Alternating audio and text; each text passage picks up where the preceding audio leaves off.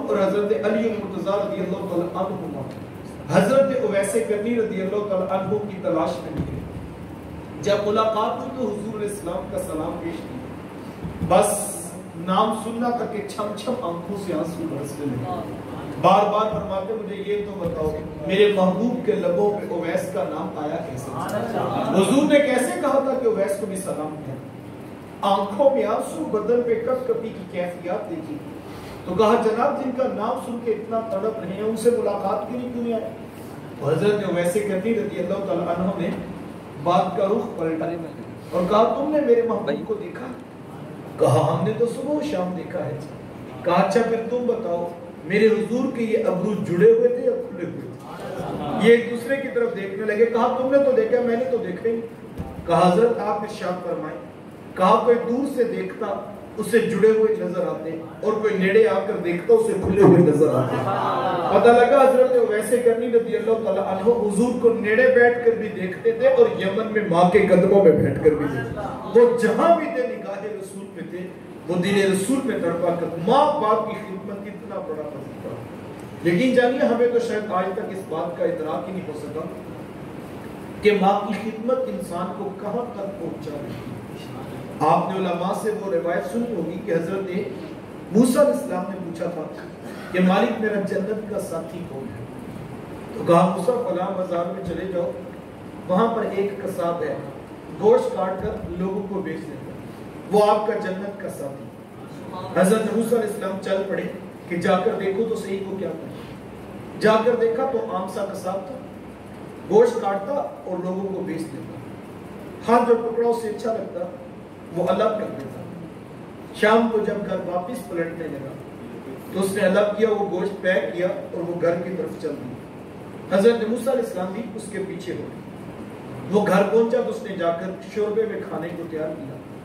جب کھانا پک گیا تو روٹی کے ٹکڑے توڑ توڑ کر بھگو بھگو کر نرم کرتا اور پھر محبت سے لقمہ بنا کر اپنی بوڑھی ماں کے منہ میں رکھتا. حضرت موسیٰ علیہ السلام اس کا یہ عمل دیکھتے رہے. پھر اس نے ٹانگے دبائی، خدمت کی. جب اٹھ کر جانے لگا تو اس کی بوڑھی ماں نے آسمان کی طرف دیکھا اور اس کے بوڑھے لب ہلے. بڑھاپے کی وجہ سے آواز زیادہ نہ پیدا ہو سکی. تو حضرت موسیٰ علیہ السلام نے پوچھ لیا کہ تیری ماں کیا کہہ رہی؟ تو اس نے کہا حضرت میری ماں بڑی سادہ ہے. جب شام رات آ کر یوں اس کی خدمت کرتا ہوں تو یہ روزانہ آسمان کی طرف منہ کر کے کہتی ہے اللہ مجھے جنت میں موسیٰ کا ساتھ عطا کرے. اور میں کہتا ہوں ماں تو بڑی سادہ ہے. کہاں کوہ طور پہ بیٹھ کر ڈائریکٹ رب سے باتیں کرنے والے پیغمبر حضرت موسیٰ علیہ السلام اور کہاں میرے جیسا عام سا قصاب. ماں یہ تو کوئی جوڑ ہی نہیں بنتا. لیکن حضرت میری ماں بڑی سادہ ہے، یہ روزانہ خوش ہو کے مجھے یہی دعا دیتی ہے اور میں اس کا دل رکھنے کے لیے آمین کہہ دیتا ہوں. حضرت موسیٰ علیہ السلام مسکرا پڑے. کہا تجھے مبارک ہو، عرش کے رحمان نے تیری بوڑھی ماں کے لب قبول کر دیے ہیں اور تو ہی جنتوں میں موسیٰ علیہ السلام کے ساتھ کھڑا کیا جائے گا. ماں باپ کی خدمت اتنا بڑا وظیفہ. اللہ اکبر. ماں باپ کی خدمت اتنی بڑی دولت. خوش قسمت ہیں وہ لوگ جن کو اپنے ماں باپ کی خدمت کی توفیق نصیب. اور یقین جانو میں اکثر نوجوانوں سے کہا کرتا ہوں آج تم بات بات پر ان سے جو ہے وہ لڑنے کے لیے آ جاتے ہیں. بات بات پر تم اپنا لہجے کو تلخ کر لیتے. کتنے گھروں کی یہ صبح کی لڑائی ہے کہ بوڑھے باپ کی آرزو ہے کہ پتر 8 بجے اٹھ کر جا کر دکان پہ بیٹھتے، لیکن نہیں، روزانہ کی لڑائی. روزانہ گھر کے اندر ایک جو ہے وہ کوہرام صبح صبح مچتا ہے کہ نوجوان کہتا نہیں میں 9 بجے 10 بجے اٹھنا ہے. یہ کیا فرق پڑتا ہے؟ 1 گھنٹہ زیادہ لیٹنے سے بھی زیادہ تو نہیں پوری ہو سکتی. لیکن کاش کے پتہ لگ جائے میرے کمرے کا دروازہ وہ کھٹکھٹا رہا ہے کہ جس کے بارے حضور نے فرمایا تھا اگر یہ بوڑھا راضی ہے تیرا رب رحمان بھی تیرے سے راضی ہے. اگر مجھے پتہ لگ جائے میرے دروازے پہ وہ شخص کھڑا ہے کہ جس کے راضی کرنے سے میرا رب راضی ہو جائے گا، میرا رسول میرے سے راضی ہوگا، تو میرے خیال میں نیند چھوڑ دوں گا. آپ کو پتہ لگ جائے بھائی وہ والی شخصیت کھڑی ہیں کہ جن کے دیکھنے سے حج کا ثواب ملتا ہے اور جن کے رضا میں اللہ کی رضا ہے، میرے خیال میں آپ 2 گھنٹے پہلے بھی انتظار کرنا پڑتا ہے، آپ اٹھ کے بیٹھ جائیں گے. لیکن عجیب لوگ ہیں ہم کہ جہاں پر یقین نہیں ہے 100%، وہاں تو روڈ پر کھڑے ہو کر پیر صاحب کا 2 گھنٹے انتظار کرنا پڑے تو ہم انتظار کرنے کے لیے تیار ہیں. میں محبت کی نفی نہیں کرتا ہوئے کلا کرتا ہے، لیکن خدا را اپنے گھروں میں موجود بڑے ماں باپ کا لحاظ ہے. کتنے نوجوان ہیں جن کے گھر پہ رات کا یہ جھگڑا ہے کہ بوڑھے باپ کی آرزو ہے پتر عشاء کی نماز کے بعد ٹائم سے گھر آ جائے، لیکن نوجوان کہتا ہے کہ مجھے لیٹ آنے پر روکا کیوں جاتا ہے، صبح جلدی جانے پر ٹوکا کیوں جاتا ہے. میں کہتا ہوں صاحب کوئی نہیں پوچھے گا، اپنی مرضی سے آؤ گے اپنی مرضی سے جاؤ. پتہ اس وقت لگے گا جب گھر سے چارپائی اٹھ جائے گی، پھر تم چراغ لے کر بھی ڈھونڈو گے، تمہیں کوئی محبت کی آواز دینے والا دکھائی نہیں آئے گا. پھر تمہیں پتہ لگے گا کتنے طوفانوں کے منہ تھے جو میرے بوڑھے باپ کی چارپائی نے روک رکھے تھے، اور کتنی مصیبتوں کے پہاڑ تھے جو میری ماں کے اٹھے ہوئے ہاتھوں نے روک رکھے تھے. ماں باپ کی خدمت اتنا بڑا وظیفہ ہے یار، اس سے آگے کیا بات ہوگی کہ میرے حضور اسلام نے یہاں تک ارشاد فرما دیا رضا اللہ برضا الوالد وسخط اللہ بسخط الوالد. میں جس کا باپ راضی ہے اس کا عرش کا رحمان بھی راضی ہے، اور جس کا باپ ناراض ہے اس کا عرش کا رحمان بھی ناراض ہے. کائنات کی قیمتی شے جنت تھی، کھینچ کر کے ماں کے قدموں تلے بچھا. اور یہ نہیں کہا کہ ماں رابعہ بصریہ ہوگی تو پھر بیٹے کی جنت اس ماں کے قدموں تلے. یہ قید نہیں ہے کہ ماں عالمہ ہوگی تو پھر جنت وہاں سے ملے. پتر وقت کا غوث اعظم بھی ہو، ماں ان پڑھ جاہل بھی ہو، اس بیٹے کی جنت بھی اسی ماں کے قدموں پہ. مجھے اور آپ کو ماں باپ کی بات کو اہمیت ہے. یہ چند دن، چند سال یا چند مہینوں کی کہانی ہے. ساری زندگی اپنی مرضی سے گزارو گے. آج اپنی انا کے بت کو توڑو، آج اپنے تکبر اور انانیت کے رویے اور لہجے کو توڑو. تم باہر جاؤ تو تم اوپر پرواز کرو، لیکن جب تم واپس پلٹ کر آؤ تمہاری آنکھیں ماں باپ کے ادب پہ جھکی ہونی چاہیے، تمہارا لہجہ دھیما ہو جائے. اگر کوئی بات نہیں سمجھ آ رہی وقتی طور پر ہو سکتا ہے کہ ماں باپ جو ہے وہ ہو سکتا ہے کہ وہ غلط ہی کہہ رہے ہو، اس پہ ہو سکتا ہے نقصان ہو، لیکن میں کہتا ہوں وہ دنیا کا نقصان ہوگا. اللہ اکبر. تمہاری آخرت میں کل تمہیں اس بات کا بھی فائدہ ہی ملے گا، کل اس بات کا فائدہ ہوگا، پھر پتہ لگے گا نقصان کیا. تو ماں باپ کی رضا میں راضی رہنے کا مزاج پیدا کیجیے. وقت نے بات مکمل کرو. علماء نے 3 باتیں کی. کہا کہ ماں باپ فوت ہو جائے تو یہ 3 کام ضرور کرنے چاہیے. بعض کا ایسا بھی ہوتا ہے کہ ناراضگی کی حالت میں وہ وفات پا جاتے ہیں اور ویسے بھی ان کے حقوق تو کوئی بھی ادا نہیں کر پائے گا. تو ہمیں یہ 3 کام علماء نے جو ہے ترتیب سے فرمائے ہیں کہ ان 3 کاموں کو، اور یہ حدیث رسول صلی اللہ علیہ وسلم کا خلاصہ ہے، اور علماء نے بڑی شد و مت کے ساتھ ان باتوں کو اہمیت دی ہے اور کہا یہ 3 کام اپنی زندگی میں ضرور شامل کیجیے. ایک تو کثرت کے ساتھ اپنے ماں باپ کے لیے بخشش و مغفرت کی دعا کیجیے. ماں باپ زندہ ہوتا بھی، ماں باپ وفات پا جاتا بھی. اور یہ اتنا بابرکت وظیفہ ہے کہ اللہ کے رسول صلی اللہ علیہ وآلہ وسلم نے ارشاد فرمایا حضور میں جو شخص روزانہ اپنے ماں باپ کی بخشش کی دعا کرتا ہے اللہ اس کے رزق میں کبھی بے برکتی نہیں آتی، اس کو رزق کی فراوانی عطا کرتا ہے. اب اس دعائے بخشش کا انداز کوئی بھی ہو سکتا ہے. کل کی محفل کروائی جائے، 10ویں کا ختم ہو، چہلم کی تقریب ہو، یا سالانہ برسی کے عنوان پر لوگوں کو جمع کر کے اپنے ماں باپ کی بخشش کی دعا کروائی جائے تو یقیناً یہ ایک باعث برکت ہے. اس کی کوئی شخص کوئی نفی نہیں کر سکتا. لیکن میں یہ کہتا ہوں کہ اس مصروف ترین دور کے اندر کس کے پاس اتنا وقت ہوگا کہ وہ روزانہ اتنے لوگوں کو جمع کر کے اپنے ماں باپ کی بخشش کی دعا کروا سکے. یہ خاصا مشکل کام ہے. خیر اللہ جن کو توفیق دے وہ کرتے ہیں اس کی تکلیف ہے، لیکن باہر کا بھی ایک مشکل کام. تو میں یہ کہتا ہوں کہ اگر آپ بہت کچھ نہ کر سکے تو ایک کام ضرور کیجیے. آپ کوشش کر کے محنت کر کے 5 وقت کے نمازی بن جائیں. یہ اتنا خوبصورت عمل ہے، اتنا خوبصورت عمل ہے کہ بیٹے کی نماز نہیں پوری ہوگی جب تک عرض نہیں کر لے گا ربنا اغفر لی ولی والدیا، کہ مالک مجھے بھی بخش دے میرے باپ باپ کو بھی بخش دے. اور یہ بہترین وظیفہ ہے. ایک تو رب کا حکم ہے، 700 سے زائد مرتبہ کی تاکید ہے، سینکڑوں احادیث میں اس کا حکم آیا ہے، اللہ کے رسول صلی اللہ علیہ وسلم کی آنکھوں کی ٹھنڈک ہے، اور دوسرا ساتھ ساتھ ماں باپ کی بخشش کی دعا بھی چاہتے ہیں. ہمارے یہاں ہوتا ہے بعض اوقات ماں باپ غصے میں آ کر یہ بھی کہہ دیتے ہیں کہ ہمیں تو یہ بھی نہیں امید کہ ہمارے مرنے کے بعد ان میں سے کوئی آ کے قبر پر دیوا بھی باندھے گا یا نہیں. یہ ان کے جذبات ہوتے ہیں. بعض کا طلاب وفا نہیں کرتی تو ان کی وجودگی میں کہہ دیتے ہیں کہ ہمیں تو یہ بھی نہیں امید کہ ہمارے مرنے کے بعد قبر پہ میں سے دیوا بھی بالے گا یا نہیں بالے. تو میں یہ کہتا ہوں یہ بات وہ تو کہے جس نے اپنی اولاد کو دنیا کا مال بانٹا ہے, جاگیر بانٹی ہے, پلاٹ بانٹے ہیں. وہ تو سوچے واقعی اس کی اولاد کیا کرے گی. سنگ مرمر سے قبر کو پکا کر دے گی, وہ بڑے حروف کے ساتھ نام لکھ کے نیچے تاریخ وفات لکھ دے گی. میں کہتا ہوں روزانہ قبر پر دیوا بال بھی دے تو اس سے قبر والے کو تو فائدہ نہیں. خزیمرہ یہ بات بھی کر دوں, کسی زمانے میں علماء نے یہ ترغیب دلائی تھی کہ فلاں مزار پہ جو ہے وہ جلتے ہوئے چراغ میں تیل ڈالو, دیا روشن کرو, تو اس سے مسائب ٹلتی ہیں, مصیبتیں پریشانیاں دور ہوتی ہیں, گھر میں خیر و برکت ہوتی ہے. تو یہ بات سمجھ میں آتی تھی کہ جب بجلی نہیں تھی, روشنی نہیں تھی, تو اس وقت دور دراز سے مسافر حضرات دربار پر آتے, نماز پڑھنا ہوتی, سمت قبلہ معلوم کرنا ہوتا, وضو کرنا ہوتا, قرآن مجید کی تلاوت کرنا ہوتی. تو اس چراغ کی روشنی میں بیٹھ کر وہ قرآن مجید پڑھتے, نفل پڑھتے, نماز پڑھتے, دعا کرتے. تو بات سمجھ بھی آتی تھی, اس میں کوئی مذائقہ بھی نہیں کہ اگر وہ چراغ میں نے جلایا ہے اور وہ میرے پیسوں کے تیل سے اس میں روشنی ہے, تو جو شخص اس کی روشنی میں بیٹھ کے قرآن پڑھ رہا ہے, نماز پڑھ رہا ہے, دعا کر رہا ہے, نفل پڑھ رہا ہے, تو جب دعا کے ہاتھ اٹھائے گا تو وہ نہ بھی دعا مانگے تو مجھے بتاؤ میرے گھر میں رحمت کا بھی برسے گا کہ نہیں برسے گا. کیونکہ اس کے لیے یہ مائک لگا ہے, یہ جس نے لگوایا ہے, جو اس کو چلا رہا ہے, اگر اس کی نیت میں یہ ہے کہ اس سے اللہ اور اس کے رسول کی بات لوگوں کے کانوں تک پہنچ جائے گی, میں دعا نہ بھی مانگوں تو جتنی دیر تک یہ استعمال ہو رہا ہے تو پوچھنے کی ضرورت تو نہیں کہ اس کے کام میں برکت ہو رہی کہ نہیں ہو رہی. یہ تو سادہ سا اصول ہے. نیکی کی دعوت دینے والا فرمایا گیا نیکی کرنے والے کی طرح, یہ تو نیکی کی جا رہی ہے. اب دادو ادھر خیری کفائلی صرف دعوت دیتا ہے, بلکہ مومن کا معاملہ تو اتنا اعلیٰ ہے, اتنا عرفہ ہے.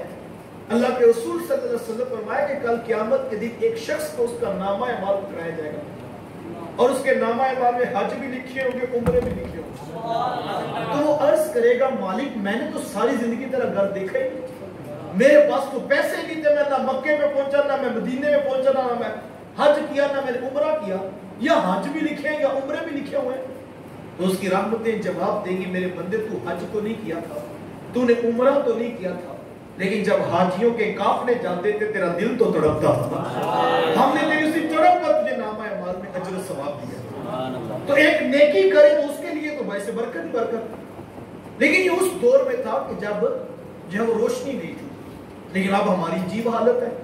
اوپر سورج آگ برسا رہا ہے, نیچے قوم جمعرات کو دربار پہ بتیاں بال رہی. تو اس کا تو کوئی فائدہ نہیں, یہ تو فضول خرچی کا حساب دینا ہوگا. علماء نے باقاعدہ فتویٰ دیا, کہا کہ یہ فضول خرچی ہے جس سے کسی کو فائدہ نہیں ہو رہا اور یہ پیسے کو چلایا جا رہا ہے. لیکن میں کہتا ہوں اگر وہ روزانہ قبر پر دیوا بال دیں تو اس سے مرنے والے کو تو فائدہ نہیں. تو وہ تو واقعی سوچے جس نے اپنی اولاد کو صرف دنیا کا مال بانٹا ہے, کاروبار بانٹا ہے, جگیریں بانٹی ہیں, اس کی اولاد اس کے پیچھے سے کیا کرے گی. میں کہتا ہوں یہ وہ سوچے جس نے صرف دنیا کا مال بانٹا ہے, لیکن جس نے اپنی اولاد کو پنج گانا نماز کی عادت دی ہے, وہ اللہ کی رحمت سے امید رکھے. قبر کے اوپر دیوا بلے نہ بلے, جب پتر نماز پڑھیں گے قبر کے اندر روشنیوں کا جہاں آباد ہوگا. اور اصل تو اندر کی روشنی, اصل اندر کا چراغ ہے, اور وہ نمازوں کے ساتھ ہے, وہ سجدوں کے ساتھ ہے, وہ نیک اولاد کے ساتھ ہے جو ہم پیچھے چھوڑ کر جائیں گے. تو اس کے اوپر محنت کرنے کی ضرورت ہے, اس کے اوپر کوشش کرنے کی ضرورت ہے کہ اور اپنی دنیا میں اپنی زندگی میں آپ دیکھ سکتے ہیں اگر آپ نے اولاد کو پنجگانہ نماز کا عادی بنا دیا, میں کہتا ہوں بیٹا سارا سال آپ کی قبر پہ سلام کے لیے نہ پہنچ سکتا. اسے آنا چاہیے, یہ محبت کا انداز ہے, یہ عقیدت کا انداز ہے, لیکن ہو سکتا ہے وہ بیرون ملک چلا جائے, ہو سکتا ہے وہ دنیا کاروبار میں, روزگار میں, نوکری میں اتنا مگن ہو جائے اسے وقت ہی نہ ملے کہ بھائی شہر میں پہنچ کر ماں باپ کی قبر پہ جا سکے. تو کوئی بات نہیں, جیسے پتر دفتر کی کرسی سے اٹھ کر وضو کر کے پاک کپڑے پہن کر نماز کا مصلی بچھائے گا, اللہ نے چاہا تو قبر میں روشنیوں کا جہاں آباد ہوگا. اور اگر کسی کے 5 بیٹے اور 5 نماز پڑھتے ہیں تو میں کہتا ہوں اس کی قبر میں تو اتنا چراغا ہوگا کہ فرشتے بتائیں گے اب تیرے بڑے بیٹے نے نماز کے بعد دعا کی ہے, اب چھوٹے نے بھی بھیج دیا, اب چھوٹی بیٹی نے بھی بھیجی ہے.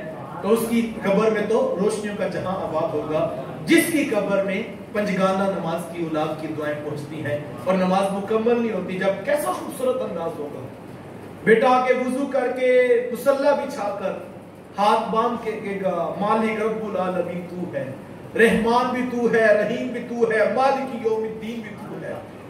اور پھر اس کے رسول پہ درود بھی پڑھے گا, پھر حضور پہ سلام بھی پڑھے گا.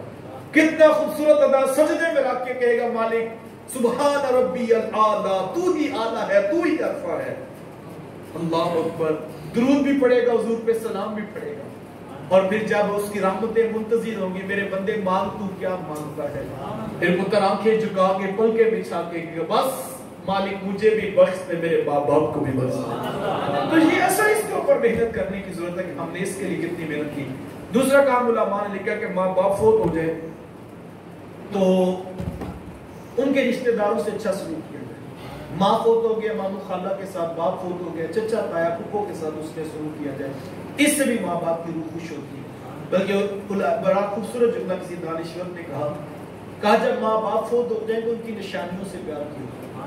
کہا جی ماں باپ کی بھی نشانیاں ہوتی ہیں. کہا ہاں بیٹا, یہ جو بہن بھائی ہوتے ہیں یہ ماں باپ کی نشانی. جب تم بہن بھائیوں کے ساتھ پہ شفقت کا ہاتھ رکھو گے, پوچھنے کی ضرورت نہیں کہ ماں کی روح کتنی خوش ہوگی اور باپ اپنی اولاد سے کتنا راضی ہوگا. تیسرا کام علماء نے کیا وقت ہو گیا, ماں باپ فوت ہو جائیں تو جو نیکی وہ دنیا پہ کیا کرتے تھے اس کا تسلسل نہیں ٹوٹنا چاہیے. کسی غریب کی مدد کرتے تھے, کسی یتیم کو فیس دیتے تھے, کسی بیوہ کے گھر میں راشن پہنچاتے تھے, کسی مسجد مدرسہ کسی ہاسپٹل کو فنڈ دیتے تھے. تو یہ نہیں کہ وہ اگلے دن آئے تو آپ کے وہ حاجی صاحب کرتے تھے, کل سے آپ بنائیے, ایسے نہیں ہونا چاہیے. وہ نیکی تسلسل سے نسل در نسل آگے ضرور چلنی چاہیے. اور یقین جانے نیکی میں اتنی طاقت ہے, اگر آج آپ نیکی کر رہے ہیں اللہ کی بارگاہ میں یقین کامل رکھیں, اس کا اثر, اس کا صلہ آپ کی ساتھی پشت کو بھی نصیب ہوگا. نیکی میں اتنی طاقت ہے. بعض بات ہوتا ہے انسان نیکی کرتا ہے کسی پر لیکن آگے سے لوگ وہ ریسپانس نہیں دیتے, کوئی شکریہ نہیں کرتا تو بندہ کہتا ہے یار میں اس کی ہر مہینے فیس دیتا ہوں, یہ سیدھے مجھ سلام بھی نہیں لیتا. میں اس کے اخراجات برداشت کرتا ہوں, میں ماہانہ اس کو یہ دیتا ہوں, یہ سلام بھی نہیں سے اتنا لیتا. چلو بندہ شکریہ تو ادا کر دیتا ہے. بعض بات انسان بندوں سے بھی یہ طلب کرتا ہے. انسان کی فطرتی شاید کمزوری ہے کہ انسان بندوں سے بھی وہ شکریہ کا طلبگار ہوتا ہے. لیکن میں کہتا ہوں اپنے دل کو نیکی کے لیے اتنا مخلص کر لو, اگر لوگ تمہاری قدر نہ بھی کریں, شکریہ ادا نہ بھی کریں, کوئی بات نہیں. کیونکہ اگر تم نے لوگوں کے لیے نیکی کی ہے تو اس کی بارگاہ سے کچھ نہیں ملے. لیکن اگر تم نے اس کے لیے نیکی کی ہے تو یار لوگوں کے شکریہ کی کیا بات ہے.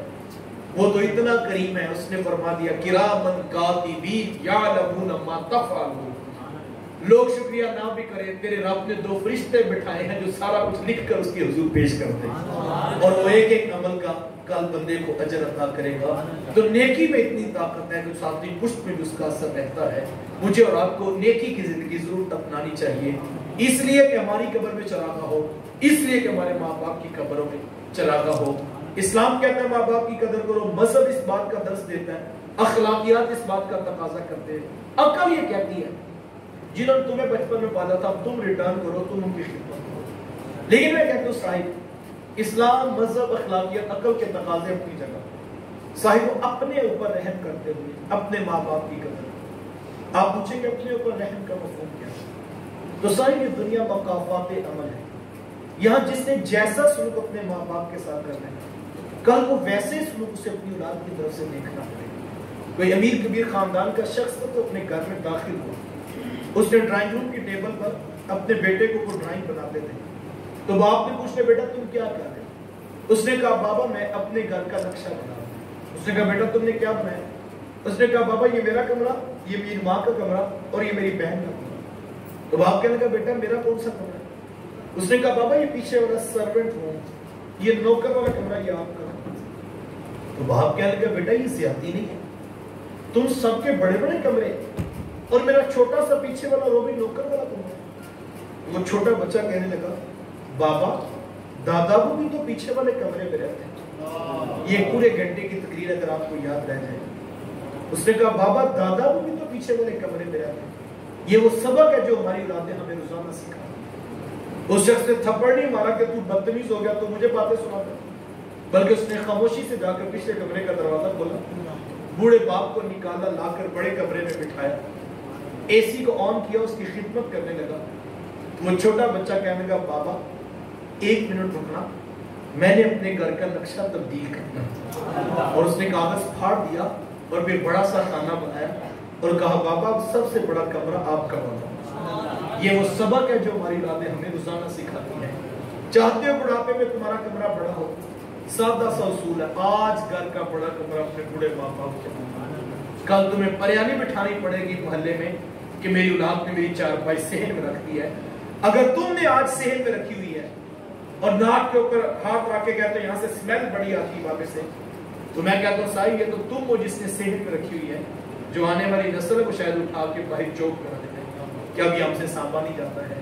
कबल इससे कि तुम बूढ़े हो जाओ, जो आज अपने माँ बाप को ताने दे रहे हो, गालियां दे रहे हो, बुरा भला कह रहे हो, जैसे तुम बिस्तर पे लगोगे ये सारी कहानी दोबारा वापस पलट कर। ऐसे नहीं होता साई, सीधी सी बात है कि हम अपने माँ बाप को रुसवा करें, हमारी औलाद हमारे हाथ चूमेगी, कभी नहीं ऐसा।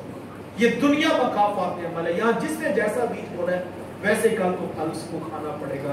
अपने माँ बाप की कदर करो। मुबारक हो उस नौजवान को जो बूढ़े बाप के हाथ चूम कर आंखों को लगाना अपने लिए सआदत समझता है।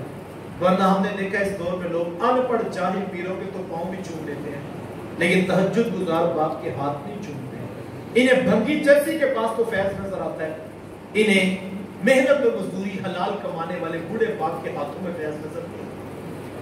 अनपढ़ जाहिल 2 नंबर पीर जूता भी उतारता तो 10 बंदे उसका उठाने के लिए पड़े हैं, लेकिन बूढ़ा बाप है, तहज्जुद गुजार है, सारी जिंदगी हलाल कमा के खिलाया, उसका जूता साफ करने का भी किसी के पास वक्त नहीं।